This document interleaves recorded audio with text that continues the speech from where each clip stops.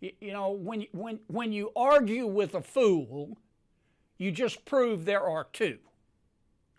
And I consider Congresswoman Omar, Congresswoman Ocasio-Cortez, Congresswoman Tlaib, Congresswoman Presley, I think is her name. They call themselves the Squad.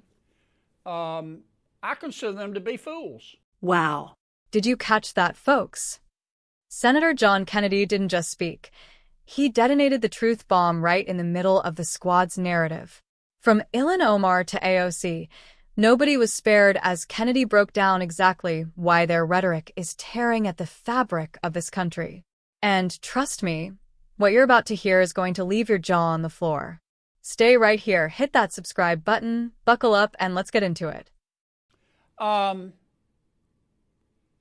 I thought in the president's original tweet, I thought it was a poor choice of words. I think I know what the president meant, and he clarified later and said, look, if you're not happy in America, leave. Just leave. And I agree with that. But his original articulation of that concept, in my opinion, fell short of the mark. Number two, frankly, I don't know why the president felt the need to tweet on this subject at all. You know, when you argue with a fool, you just prove there are two. And I consider Congresswoman Omar, Congresswoman Ocasio-Cortez, Congresswoman Tlaib, Congresswoman Presley, I think is her name. They call themselves the Squad. I consider them to be fools. They hate America. They think America was wicked in its origins, and it's even more wicked today. They ought to be thanking America instead of calling America evil and wicked and racist. But this is America, and they have the right to their opinion. But I don't like to see the president even dignify their point of view. Besides that, I think that the Squad, as they call themselves, they are destroying the Democratic Party. You know, when your opponent is screwing up, don't interrupt him. Let him go. I mean, just looking at this from a political standpoint, if I didn't know better, I would think the members of the Squad were GOP plants. I mean, they think that illegal immigration, socialism, higher taxes, abortion are all moral goods. They think America, Israel, free enterprise are moral bads. That's not what most Americans believe. And that's kind of where I am on the subject. The president has explained his position. He has said, look, here's what I meant. If you're not happy living in America, leave. It's a free country, and I agree with that assessment. If I am not on this committee for one term, my voice will get louder and stronger, and my leadership will be celebrated around the world as it has been.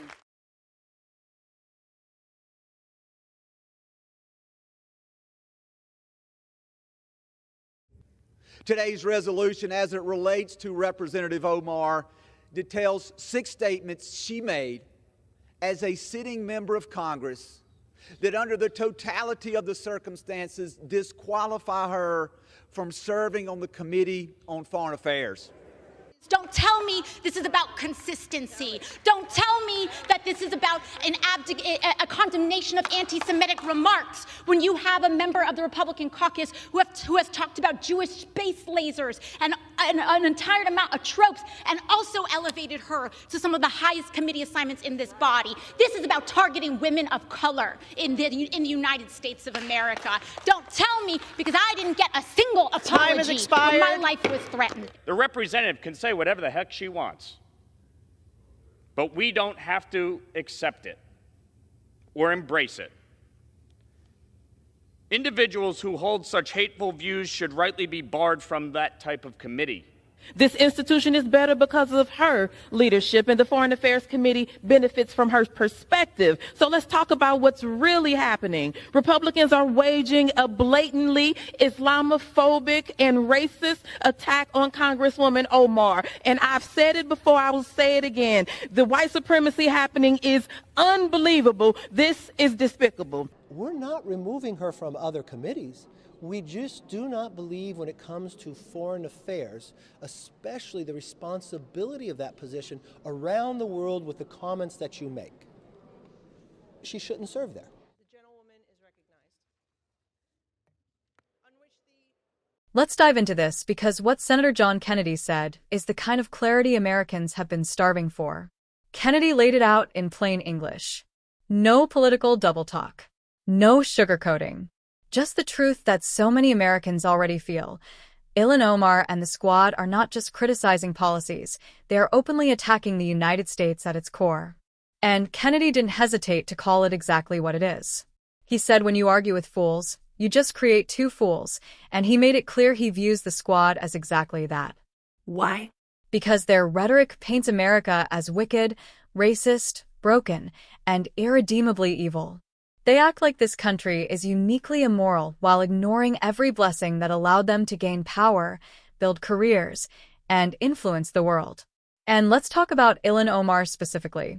This isn't a one-time slip-up. As Representative Michael Guest pointed out, there are 6 statements, that relied on anti-Semitic tropes. They're not taken out of context, they're not misinterpreted, and they're not innocent mistakes. They were serious enough that she had to apologize for some of them. Yet she's serving on the Foreign Affairs Committee, a position where diplomacy, national loyalty, and clarity matter. And when accountability finally came, the reaction was explosive. AOC rushed to the mic, fiery as always, claiming the move was racist and Islamophobic. She said it was about targeting women of color. And here's the problem. They always run straight to identity politics. It's a shield, a smokescreen, a diversion to shut down debate and avoid responsibility. But the truth is simple. This wasn't about her identity. It was about her words. Republicans made it clear. Omar can serve in Congress. Nobody's ejecting her. But when it comes to representing America on the world stage, someone who constantly condemns the country shouldn't be speaking on its behalf. As Kennedy said, America is a free country. You can say whatever you want, but you're not free from consequences. If you stand on every platform, every interview, every speech, and scream that America is evil, racist, and wicked, why would you want to represent it on one of the most sensitive committees in Congress? Kennedy put it perfectly. If you're not happy in America, leave. Not as a threat, but as a statement of freedom. If a country is as terrible as you claim, why stay in its government? Why take a paycheck from it? Why represent it abroad? This comes down to one thing: patriotism. The Foreign Affairs Committee has to be filled with people who believe in America as a force for good. People who can defend this country's interests. People who can negotiate with strength and conviction. Omar's record doesn't match that standard. And that's why the vote wasn't just justified. It was necessary. Senator Kennedy peeled back the curtain. He said what millions think, but won't say out loud. And the uproar that followed proves just how deeply the squad relies on outrage to confuse the issue. This isn't racism. This isn't revenge. This isn't political theater. This is accountability. And if accountability feels like an attack, it's because honesty hits hard. Before we continue, make sure you subscribe, comment below, and share this video everywhere. Let's keep the truth loud, strong, and impossible to ignore.